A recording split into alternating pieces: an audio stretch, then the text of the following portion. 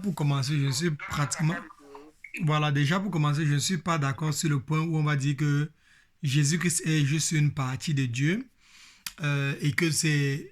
Parce que c'est une... Il y a une congrégation, il y a une certaine doctrine là-bas des gars qui enseigne dans un groupe religieux. Ils enseignent que Dieu est... Il n'est pas trois en un, mais il est un manifesté en trois. Ça veut dire quoi? Ça veut dire qu'il y a le Père qui vient d'abord. Il vient, il dit, aujourd'hui je suis le Père, l'éternel des armées, c'est moi qui ai fait comme ça, comme ça, comme ça. Il finit par parler, il part, il se transforme et il devient maintenant Jésus-Christ, lui-même le Père toujours. Il vient ancrer sur la terre et il finit, il vient ancrer sur la terre. Pendant qu'il vient ancrer sur la terre pour venir faire le rôle de Jésus-Christ, il finit et il repart maintenant au paradis encore. Et ensuite, Non, non. la même Quand il personne. revient sur la terre là, il n'y a personne au ciel, ça. Il y a personne. Donc tu vois pourquoi il y a plein de versets bibliques qui vont toujours passer à l'encontre de ce qu'on est en train de les gens des enseignements là. Beaucoup de versets bibliques. Et il y a les gens Non, qui sont derrière la doctrine. c'est pas le même enseignement que moi je donne. Moi, je n'ai pas dit ça. Si tu Je- m'as compris, je n'ai pas dit ça. Jésus n'est J'ai pas dit une que Dieu, partie. Si tu dis que Jésus-Christ est une partie de Dieu qui s'est manifestée à un certain il moment. est la parole. Il est la parole qui se fait chair. Exact. Et ça veut dire quoi être la parole qui s'est fait chair? Bon, je t'explique alors, simplement. Si tu veux prendre un dessin animé, comme était parlé de Boubou, Mhm. Dieu est là, sa parole. Il a envoyé sa parole sur toute la sagesse que Dieu a eu, toute la parole, à se transformer en une personne humaine. Mais ça ne veut pas dire que Dieu est toujours en haut, mais celui qui est en bas là, c'est sa parole. Maintenant, sa parole est constituée de Dieu, il sort de Dieu. Mhm. Et sa parole reconnaît qu'on l'a envoyé. C'est pour ça que Jésus disait qu'il était envoyé par le Père. Et sa parole considère Dieu comme son Père. Parce qu'on sait Dieu qui l'a envoyé par la parole. On est d'accord, tu comprends un peu mon système qui est dit. Je comprends ce que tu dis. Voilà, c'est ça. C'est la logique là que moi, Dieu m'a expliqué et j'ai compris. Parce que s'il fallait comprendre comme les autres gens, il devait toujours avoir un Dieu bizarre qu'il y aurait toujours. Moi, ma théorie soutient maintenant tout ce qu'un musulman va dire qu'il n'est pas Dieu. Parce que la parole là vient de Dieu. Il vient, et je te prends toujours l'exemple de Boubou. Si Boubou coupe son pied, il l'envoie dans une autre planète. Maintenant, le pied là va prendre la forme de Boubou. Mais il sait que c'est quelqu'un qui l'a envoyé. Tu vois ce que c'est ça, non? Mhm. Mais comme il est là-bas, Boubou fait partie de lui. Et lui, il fait partie de Boubou. Ils ont les mêmes composants. Mais c'est Boubou qui l'a envoyé. Si Boubou veut l'appeler, il va revenir. Parce que c'est Boubou qui le contrôle. Mais il a le même pouvoir que Boubou parce que c'est un composant du corps de Boubou. On est d'accord? Oui. Et ce composant-là, c'est la parole-là qui s'est fait chair. C'est pour ça qu'il dit qu'il est le Fils de Dieu. Parce qu'on l'a envoyé. On l'a envoyé pour une mission. Et comme il fait partie de Dieu, il a une particularité de Dieu. C'est ça qui le rend Dieu. C'est ça qui le rend Dieu. Non, non, non, non, non, c'est faux, c'est faux, c'est faux. Alors, regarde, le problème, c'est faux à ce niveau. C'est lourd. Hein. Je vais encore répéter la phrase que j'ai d'abord répétée tout à l'heure. Si tu remarques ma Bible sur les vidéos que je fais sur le net, tu vas réaliser qu'il y a plein de passages, plein de livres qui sont pliés et dépliés, pliés et dépliés dans ma Bible. C'est pour une seule raison. Ce sont les livres que j'ai lus. J'ai compris la littérature. J'ai compris assez de choses que le Seigneur m'a expliqué sur ça. Mais j'estime n'avoir rien compris, absolument rien. Parce que le Seigneur est trop profond plus que ce que j'ai lu. Donc du coup, j'estime et je demande au Seigneur que comme j'ai lu ça, s'il te plaît, fais-moi revenir. Et là maintenant, je vais repartir sur un livre que j'ai déjà lu, le livre d'Hébreu, dont je lisais même encore hier, et que je reviens encore aujourd'hui pour te montrer encore un passage que tu es en train de dire, pour te montrer un truc. Jésus-Christ, le Père, le Fils et le Saint-Esprit constituent un seul être vivant, sont unis de la même façon que le verset qui dit que l'homme et la femme deviendront un seul corps. C'est ce que le verset là dit. Hein? Le verset dans Genèse, non, le verset dans Genèse chapitre combien? Chapitre 3. Chapitre 2, chapitre 3 qui dit que l'homme quittera son père et sa mère. Chapitre 2, verset 24. Chapitre 2, verset 24, si je ne me trompe pas. Qui dit que l'homme quittera son père et sa mère, s'attachera à sa femme et les deux formeront une seule chair. Voilà. Dans le verset qui dit que les hommes ils vont former une seule chair, c'est la même expression qui est en train d'être utilisée pour dire que qu'il nous faut comprendre que le Père, le Fils et le Saint-Esprit sont trois en un. Donc, on a depuis l'éternité, je vais dire ça depuis l'éternité, parce que l'éternité démarque une période de temps qui est équivalent à peut-être, on va dire, un certain temps pour Dieu. Donc, depuis l'éternité, avant la création du ciel et la terre, avant la création de l'être humain, Dieu a toujours, le Dieu de la Bible, le Dieu qui a créé tout, a toujours existé en tant que Père, Fils et Saint-Esprit. Ils étaient toujours trois êtres vivants, positionnés l'un à côté de l'autre, comme ça depuis l'éternité. Depuis l'éternité. Oui. Ce n'est pas que... Et maintenant, il y a eu un moment particulier où le Père... Je vais te montrer. C'est ça que je vais te montrer tout à l'heure.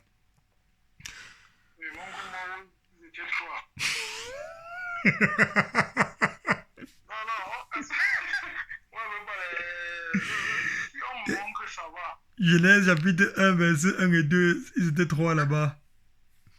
Ils étaient trois sur Genèse chapitre 1. Genèse chapter 1. Chapitre 3, verset 1 et 2. Au commencement, Dieu créa le ciel et la terre. Et l'Esprit de Dieu, et la terre était informe et vide. L'Esprit de Dieu se mouvait au-dessus des eaux. Verset 3. Puis Dieu dit que la lumière soit, la lumière fut. Donc, dans le passage, on dit... Au commencement, Dieu créa les cieux et la terre. La terre était informée et vide. Il y avait des ténèbres à la surface de la Bible. L'Esprit de Dieu se mouvait au-dessus des eaux. Dieu dit que, bon, ici on parle de Dieu et de l'Esprit. Pour le Fils. Le Fils est maintenant situé dans Jean chapitre 1, qui est aussi le commencement. Dans Jean chapitre 1, Dieu dit qu'au commencement était la parole. Oui, et la parole était avec Dieu. Et la parole était avec Dieu. Et la parole était Dieu. Seigneur, fais quelque chose. Si tu comprends comme ça, si on te dit que la parole était avec Dieu, et la parole était avec Dieu, ça veut dire que tu dois savoir que la parole fait partie de Dieu. Non, ça ne fait pas partie. Comment? Ça veut dire que c'était avec. C'est ce qui est écrit là-bas. Non, tu as augmenté un verset qui n'est pas, un mot qui n'est pas là. Attends, mais parce que on veut nous amener dans Jean chapitre 1, verset 1. Au commencement était la parole, et la parole était avec Dieu. Et la parole était Je Dieu. bénis le Seigneur pour le moment. C'est lourd ce que je vais te dire là maintenant. Bon, là maintenant, ce que tu vas me dire, laisse-moi écouter, parce que quand tu me dis qu'au commencement, la parole était avec Dieu, ça veut un peu dire que c'est comme si Dieu était là, la parole était aussi à côté de lui. Exact, et la parole était Dieu. Donc maintenant, si la parole, écoute, la parole n'a pas une forme humaine, ça veut dire que... Faux. On repart dans Genèse chapitre 1, verset 26, pour voir comment la parole a une forme humaine. Attends, on peut entendre, chapitre 1, verset 26. Puis Dieu dit, faisons l'homme, voilà, merci. Puis Dieu dit, faisons l'homme à notre image. Faisons l'homme à notre image, selon notre ressemblance, et qu'il domine sur les poissons de la mer, sur les oiseaux du ciel, verset 27 aussi. sur la terre. Dieu créa l'homme à son image, et il créa l'image de Dieu, et créa l'homme et la femme. Bon, voilà. Bon, si on est d'accord, si Dieu a créé l'homme à son image, ça veut dire que l'image, c'est ce qu'on voit. Ça veut dire que si on prend, ça veut dire que Dieu a les fesses, a le bit, a les pieds, a la tête, ça non. Ouais. C'est ça, voilà. Oui. Si Dieu a le bit, ça veut dire qu'il peut tout mal. Il peut pisser.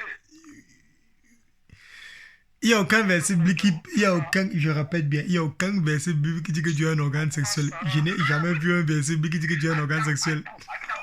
Non. On va pas trop réfléchir maintenant. Tu as dit ici, on prend le dictionnaire. Si moi j'étais créé à mon image, ça veut dire que je prends tous les composants que je mets et chaque est mon image. Donc ça veut dire que Si on me voit, tu dois me ressembler. Bon, là, ça va encore partir loin parce que, regarde. Là, ça va encore partir sur une autre dimension parce que, non, il y a un autre passage que je pourrais te donner pour ça, pour te montrer que Dieu peut-être n'a pas d'organe sexuel. Mais non. Dieu est masculin. Je vais te montrer. Mais la Bible stipule clairement que Dieu est masculin. C'est toujours Dieu le Père. Ce n'est pas Dieu la Mère, c'est toujours Dieu le Père depuis le début. Donc, Dieu est masculin depuis le début. Donc, je peux laisser encore, d'une certaine façon, entre guillemets, que Dieu puisse avoir un organe sexuel d'un homme et non celui d'une femme. Ça, je peux le laisser. Maintenant, il y a un passage qui stipule que les gars étant demandé est-ce qu'on va se marier, que quand quelqu'un va se marier, c'est dans les Matthieu là-bas là, quand quelqu'un va mourir, est-ce qu'il va partir se marier encore à la fin de la journée, est-ce qu'il serait, comment ça va se passer? Et Dieu dit, vous ne connaissez ni les Écritures, vous ne comprenez rien de ce qui concerne les choses de Dieu, parce qu'au commencement il n'était pas comme ça, et que les hommes seront comme des anges, et il a parlé d'un truc comme ça qui faisait croire que les hommes seront comme des anges qui ne seront pas ni hommes ni femmes, quelque chose comme ça. Mais je pourrais encore laisser croire que chacun va peut-être garder son organe sexuel. Du coup, je laisse le sujet là maintenant. On va prendre ça peut-être pour une autre fois. Mais je laisse le sujet là ouvert. Mais je conclus sur le fait que Dieu est masculin. Parce que la Bible stipule partout que Dieu est juste masculin. Donc, tu peux continuer ce que tu disais. Non, là maintenant, c'est que il est masculin, je ne refuse pas. Donc, maintenant, c'est que quand on parle de la parole, on dit que si c'est qu'il dit faisons l'homme à notre image, ça veut dire que quand il est en train de parler à la parole, ça veut dire que si la parole a la même image de Dieu, ça veut dire que Dieu est là avec la parole aussi. Et le Saint-Esprit était là. Qui a un même corps physique. Qui a un même corps. C'est ça ce que Dieu, non? Oui. Qui a un corps, qui a une physionomie, qui a une image de la même semblable à celui du Père, n'est-ce pas? Voilà, la parole a une image, a une nature physique de la même nature que celui du Père. Et l'Esprit de Dieu est complètement devant, on va dire devant eux, ou bien ils sont quelque part, il est quelque part devant eux, le Saint-Esprit. Donc on a déjà 3 personnes qui sont là depuis le commencement, et le commencement dans Jean chapitre 1 est plus ancien que le commencement de Genèse chapitre 1. Parce qu'on dit au commencement était la parole. Et la parole était avec Dieu, la parole était Dieu. Alors que dans Genèse chapitre 1, on est en train de parler du commencement de la création, le commencement de la création. Là, on va continuer à demain parce que pour finir maintenant, on va commencer. Parce que s'il faut maintenant réfléchir comment on va commencer à dire que Dieu est là-bas. Ça veut dire qu'il a peut-être que Thomas avait une déesse qui a fait Dieu son fils là. Non. La déesse a sorti d'où? Voilà, tu n'es pas aussi regarde, tu n'es pas aussi pour connaître ce qui se passe. Tu ne connais pas ce qui se passe tout là-bas. Tu lis seulement ce qu'on, tu te bases sur les Écritures. Si je me base sur les Écritures, s'il a fait un autre image, ça veut dire que mon organe sexuel-ci n'est pas venu sur moi pour rien. Ça me sert à uriner et à reproduire. Et si Dieu a un organe sexuel, ça veut dire que ça lui sert à uriner et à reproduire. On ne va pas parler ça. Voilà, donc je ne sais pas pourquoi on veut toujours faire les débats. J'aimerais que demain on continue, parce que ça va m'aider à beaucoup comprendre. Parce que tu commences à finir ça demain matin, vraiment. Non, je finis les deux, attends, il finit un autre passage. Attends, il finit, donne-moi 2 minutes, je finis ce que j'avais dit. C'est pour ça que j'ai ouvert le verset 6. Donc, au commencement était la parole, et la parole était avec Dieu, et la parole elle-même était Dieu. Le verset 14 nous continue à nous faire comprendre que la parole s'est fait chair et a habité parmi nous. La parole de Dieu s'est fait chair pour habiter parmi nous. Ça, c'est Jean chapitre 1 qu'on est en train de terminer là-bas comme ça. On quitte dans Jean, on tombe dans le livre d'Hébreux. Et c'est dans Hébreux combien? Hébreux chapitre 10. Hébreux chapitre 10. Tu réalises donc que la personne de Jésus-Christ, qui est la parole de Dieu, qui était là au commencement, et qui est Dieu, et qui a créé toutes choses, la personne de Jésus-Christ. Le Père a créé un corps selon Hébreux chapitre 10. Le Père a créé un corps et la parole de Dieu qui était là, invisible depuis le moment là, que nous, sur la terre, on ne voyait pas parce qu'on ne voit pas l'éternel, on ne voit pas l'invisible. Donc du coup, la parole de Dieu invisible est ancrée dans le corps que le Seigneur, que le Père a créé pour lui. Ça, c'est Hébreux chapitre 10.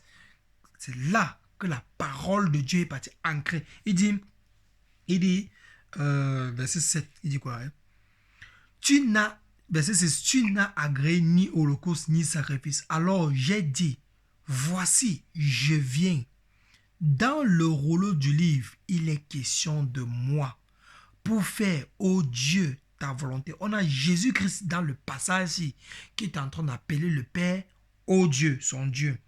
Après avoir dit, tu n'as voulu et tu n'as agréé ni sacrifice, ni offrande, ni holocauste, ni sacrifice pour le péché, ce qu'on offre selon la loi, il dit, voici, je viens pour faire ta volonté. Il abolit ainsi, le passage qui dit que tu m'as créé un corps, tu m'as créé, voilà, par l'offrande, c'est en vertu de cette volonté que nous sommes sanctifiés par l'offrande du corps que Jésus-Christ, le corps de Jésus-Christ, une fois pour toutes. Oh, j'ai raté le passage, peut-être c'est pas le passage ici. Voilà, tu n'as voulu, voilà, c'est ça ici, depuis le verset 5. J'ai commencé au verset 6, lien descendant. C'est pourquoi Christ, entrant dans le monde, dit, comprends bien, c'est pourquoi Christ, entrant dans le monde, dit, tu n'as voulu ni sacrifice ni offrande, mais tu m'as formé un corps. Tu n'as agréé ni sacrifice ni offrande, mais, oh Dieu, pour faire ta volonté. Donc, tu m'as formé un corps. Le Père a formé un corps à Jésus-Christ. Jésus est venu entrer dans le corps là pour entrer. C'est pourquoi Christ, entrant dans le monde, dit, tu m'as formé un corps pour faire ta volonté. Maintenant, Jésus vient entrer dans le corps là et c'est Marie qui accouche le corps là pour faire que le corps là, c'est ça qu'elle a accouché. On est parti extrapoler qu'elle est la mère de Dieu. Donc, elle est venue accoucher seulement le corps-ci. Maintenant, je continue encore avec ce que tu t'en te dis. Ça, c'est Hébreux chapitre 10, verset 5. Et verset 5 qui est en train de parler, c'est ce que je suis en train de dire ici. Qui dit que le Père a créé un corps à Jésus pour que la parole de Dieu ancre dans le monde. Et quand il ancre dans le monde, ça lui donne un certain commencement là-bas, sur la terre. Donc, c'est pour ça que la plupart des personnes vont dire que Jésus-Christ est seulement une créature, comme les témoins de Jéhovah. Les témoins de Jéhovah, Jésus-Christ n'est pas Dieu, mais il est une créature de Dieu. Et il coince avec le verset biblique là pour dire que Jésus-Christ c'est seulement une créature de Dieu. C'est pour ça que ça les éloigne, ils n'ont même pas l'évangile. Et quelqu'un qui n'a pas l'évangile n'est pas sauvé. On part dans Hébreux chapitre 1. Hébreux chapitre 1 est en train de parler de quoi? C'est en train de parler verset 8. Hébreux chapitre 1, verset 8. C'est Dieu le Père. Ça, c'est un passage qui finit une fois le sujet de la personne de Jésus-Christ étant Dieu. On a d'abord vu Jean chapitre 1 que Jésus lui-même, il ouvre sa bouche, il dit, au commencement était la parole était avec Dieu et la parole était Dieu. Et la parole s'est fait chair, verset 14, et on vient dans Hébreux chapitre 10 pour voir comment Dieu a créé le corps là qui s'est fait chair. Maintenant, on part dans Hébreux chapitre 1 pour voir comment est-ce que le Père, Dieu le Père lui-même, il appelle Jésus-Christ son propre Dieu. Et ça finit avec le sujet qu'il y a croire Dieu dans la Bible. Il y a Dieu le Père, Dieu le Fils, Dieu le Saint-Esprit. Eux trois qui constituent un seul être vivant. Et ils ont les mêmes pouvoirs. Ils ont les mêmes pouvoirs. Mais il dit, quand le Père, on est dans le passage, c'est que, mais lorsqu'il introduit de nouveau dans le monde le premier-né, il dit que tous les anges l'adorent. Le passage, c'est seulement le verset. Si je peux faire un enseignement par la grâce de Dieu, de même 2 heures de temps, 3 heures de temps. Seulement le verset. Et lorsqu'il introduit de nouveau le premier-né d'entre les morts, il dit que tous les anges de Dieu l'adorent. De plus, il dit des anges, celui qui fait de ses anges des vents et de ses serviteurs une flamme de feu. Mais il dit au Fils, Dieu introduit le Fils sur la terre. Il dit au Fils, ton trône, ô Dieu, est éternel. Le sceptre de ton règne est un sceptre d'équité. Tu as aimé la justice, tu as haï l'iniquité. C'est pourquoi, ô Dieu, ton Dieu, t'a oint d'une huile de joie au-dessus de tes égaux. Au-dessus de tes égaux, je bénis le Seigneur immensement. Parce que le passage me montre d'abord, principalement, comment le Père appelle Jésus-Christ son Dieu. Et il introduit le premier-né. Il parle bien, Jésus-Christ Dieu. Donc, c'est quand il te dit que la Bible, il n'y a pas de que le péché d'Adam et Ève, c'était peut-être un accident. C'est les choses qui sont en train de venir, c'était le plan B, plan B. Il n'y a aucun plan B dans toute la Bible. Jésus-Christ est le premier-né. Et il introduit, le Père introduit Jésus-Christ étant le premier-né. Dieu a toujours existé dans la nature du Père, le Fils et le Saint-Esprit. Le Fils a toujours existé dans la nature de être soumis à la volonté du Père. Et le Fils a toujours été divisé en deux personnes, c'est-à-dire la parole de Dieu qui a été là depuis l'éternité et l'être humain chair qu'on a bâtonné bien là-bas, là, sur la croix. Donc du coup, c'est qui a été là pendant une période de temps. Et le Fils, et le Père disait là que quoi? C'est pourquoi ton Dieu t'a oint d'une huile de joie au-dessus de tes... C'est pourquoi, oh Dieu, ton Dieu t'a oint d'une huile de joie au-dessus de tes égaux. Qui sont les égaux de Jésus-Christ? C'est tous ses frères. Tous ses frères. Le passage, c'est non. Tu me dis que celui qu'on a tabassé à la croix, c'était Dieu. On le tabassait là.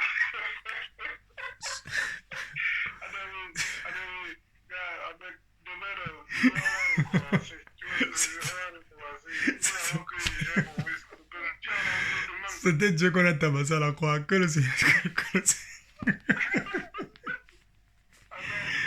C'est par amour qu'on l'a tabassé. Que Dieu te bénisse vraiment. Je souhaite une très belle... La Bible est très profonde. C'était Dieu qu'on a tabassé à la croix. Ne te sois pas dérangé.